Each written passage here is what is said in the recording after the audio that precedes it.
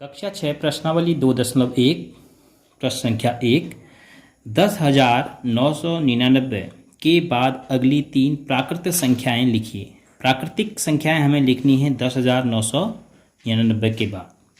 तो 10,999 हम रफ में इसमें नोट करते हैं, इसमें एक जोड़ देते हैं, धन 1, तो 9 1 10, और यहाँ पर भी देखो 9 1 10 हासिल एक आएगा, 9 1 10, फिर इसमें भी वही हासिल 9 1 10, और शून्य में हासिल एक जोड़ा तो 1, और फिर 1 का 1। तो पहली संख्या क्या आई 11,000। तो हम पहली संख्या से अनुमान लगा लेंगे। तो अगली तीन प्राकृतिक संख्याएं क्या आई, तीन प्राकृतिक संख्याएं जो पूछी गई हैं,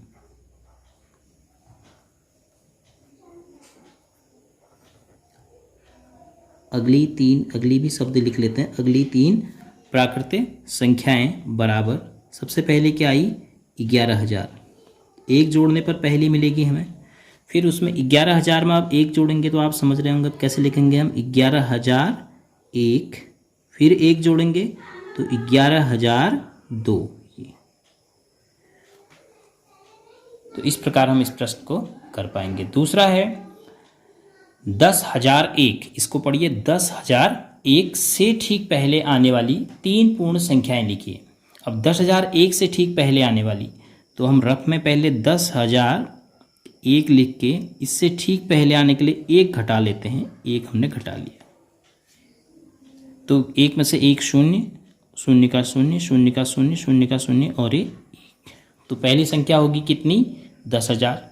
अगर उससे पहले भी आपको दिक्कत हो रही तो फिर एक घटा लीजिए, तो आपकी पहली संख्या मिल गई है। अब दूसरी के लिए हम कर रहे हैं 10 में से एक, यहाँ से हासिल लेंगे 1 से 10, फिर यहाँ से 10, फिर 10, फिर 10, 10 में से एक 9, यहाँ भी बचा 9, यहाँ भी बचा 9, और यहाँ भी बचा 9, और यहाँ तो कुछ नहीं बचा क्योंकि हासिल ले लिया था। ये दूसरी संख्या आ गई। तो अब ऐसे ही अगली संख्या प्राप्त करने के लिए हम इस 9 में से केवल एक घटा के इसको क्या कर देंगे 8।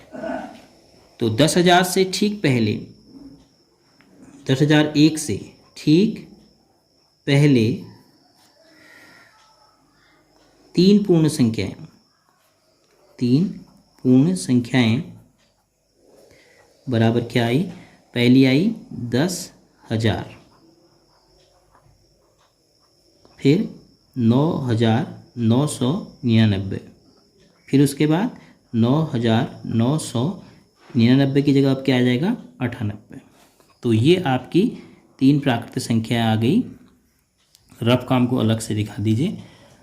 जो हमें तीन पूर्ण संख्याएं लिखनी थी 10,001 से पहले, वो हमारी आ गई 10,000, 9,999 और 9,998। तो अब अगला प्रश्न पूछा है सबसे छोटी पूर्ण संख्या कौन सी है। यह आपने संख्या रेखा पर भी देखा था। सबसे छोटी पूर्ण संख्या कौन सी है, शून्य सबसे छोटी पूर्ण संख्या है। शून्य सबसे छोटी पूर्ण संख्या है। अगर प्राकृतिक संख्या पूछा जाएगा तो सबसे छोटी प्राकृतिक संख्या 1 है। अगला पूछा है 32 और 53 के बीच में कितनी पूर्ण संख्याएं हैं। अब देखो, इस प्रश्न को समझने से पहले आप इसी की जगह छोटी संख्याएं लीजिए। माना आपसे पूछा जाए 10 और 15 के बीच में कितनी पूर्ण संख्याएं हैं। तो 10 और 15 के बीच में कौन है, 11 है, 12 है, 13 है और 14 है। तो कितनी आई 1 2 3 4। अब अगर आप 32 और 53 के बीच में पूर्ण संख्याएं कितनी हैं यह ज्ञात करने के लिए 53 में से 32 घटाएंगे, तो देखिए अगर मैं यहाँ 15 में से 10 घटाता हूँ तो कितना आता है 5, जबकि संख्याएं कितनी हैं 4 हैं।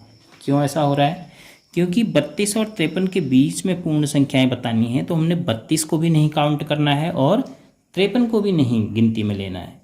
तो हमें 53 में से 32 घटाने के बाद फिर एक घटाना पड़ेगा, तब हमें बीच की पूर्ण संख्याएं मिलेंगी। तो 32 और 53 के बीच कुल पूर्ण संख्या कैसे निकालेंगे। कुल पूर्ण संख्या हमने कैसे निकाला था, 10 और 15 के बीच में 15 में से 10 घटाया, फिर एक घटाया 5 में से एक घटा के तब जाके हमें 4 मिलेगा। तो हम यहाँ पर भी क्या करेंगे, 53 में से 32 घटा लेंगे, 3 में से 2 1 और यहाँ 5 में से 3 तो 21 आया। फिर इसमें से 1 घटाएंगे तब जाके हमारे पास बीच की मिलेंगी कितनी संख्याएं, 20। तो कितनी पूर्ण संख्याएं हो गई, 20 हो गई। जब भी आप रफ काम करते हैं उसको या तो अलग पेज में करेंगे, अब चूँकि मुझे तो आपको शो भी करना पड़ेगा, दिखाना पड़ेगा, इसलिए मैं यहीं पर कर रहा हूँ, या अलग पेज में कर सकते हैं, या अगर उसी पेज में कर रहे हैं तो आप साइड में करके उसको दिखा दीजिए कि रफ कार्य है। प्रश्न संख्या 5 है, निम्न के परवर्ती लिखिए। इन संख्याओं के परवर्ती लिखने हैं। परवर्ती जैसा कि आपको बताया, परवर्ती का मतलब एक जोड़ के जो हमें संख्या मिलेगी। संख्या रेखा पर 3 के बाद 4 एक जोड़ के, 4 के बाद 5 एक जोड़ के, तो ऐसे ही हमें जो संख्याएं मिलती हैं एक जोड़ने के बाद उन्हें कहते हैं हम परवर्ती। पहला है 2,44,070 की परवर्ती जो होगी वो 2,44,070 में एक जोड़ने पर प्राप्त होगा। तो वैसे तो आपने केवल लास्ट का अंक देखना है, 70 का 71 आ जाएगा, बाकी वही होगा गिनती के हिसाब से। और अगर आप जोड़ना चाहते हैं, जोड़ के देखना चाहते हैं तो 2,44,070 में आपने केवल एक जोड़ना है। तो 70 एक 71, इस शून्य में एक जुड़ेगा बस, और कोई परिवर्तन नहीं आएगा। तो इसकी परिवर्ती बराबर कितना हो जाएगा, 2,44,071। अब ऐसे ही यहाँ पर जैसे 199 है तो लास्ट में 99 है, तो 99 के बाद 100, लेकिन 100 है तो 200 हो जाएगा। कैसे, जब आप देखिए 199 में एक जोड़ेंगे, केवल एक जोड़ना है, तो 9 का 10, 9 का 10 हासिल, एक जो इसमें जुड़ा 2, अब हासिल है नहीं, शून्य का शून्य, शून्य का शून्य, एक का एक। तो देखिए 199 की जगह 200, बाकी कोई बदलाव नहीं, तो बराबर 0 0 और ये 200,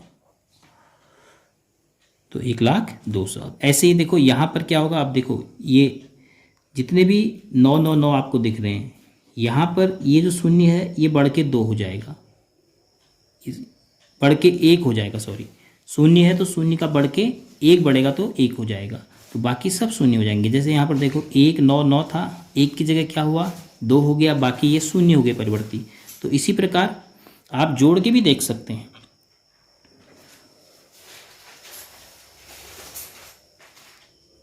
काई दाई सैकड़ा हजार 10,000 लाख 10,99,999 एक जोड़ेंगे तो देखो ये शून्य होगा, 9 का 10 हासिल जुड़ता रहेगा, 9 का 10, 9 का 10, 9 का 10। अब ये शून्य एक बढ़ के, ये शून्य एक बढ़ के 1 हो जाएगा और 1 का 1, तो कितना हो जाएगा, अभी था 10,99,000, अब हो गया 11 लाख।